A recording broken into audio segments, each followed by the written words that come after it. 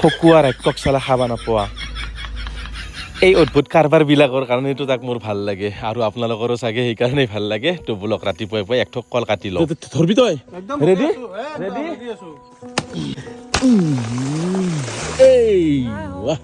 ৰাতি খেলা চাইছ না ৰাতি খেলা চোৱা নাই তাৰ কথাবিলাকে এনেকুৱা ধৰণৰ সৰু সৰু কথাতে সি বহুত চিৰিয়াছ হৈ যায় যোৱাকালি ৰাজস্থান আৰু গুজৰাট টাইটেন্সৰ যে খেলা আছিল সেই খেলাখনৰ কথাই কৈ আছে ৰ'ব প্ৰথমতে ছাগলীকেইটা এৰি দি ৰ'ব আৰু আজি হৈছে সোমবাৰ আৰু আজি সোমবাৰে আমাৰ মন্দিৰত এনেকুৱাকৈ শিৱৰ পূজা কৰা যায় আৰু ইমানবোৰ যে মানুহ দেখা পাইছে চব পূজাৰ কাৰণে আহিছে প্ৰত্যেক সোমবাৰে কৰো এই পূজাখন আৰু আমাৰ সোমবাৰৰ শিৱ পূজাৰ স্পেচিয়েল হৈছে এই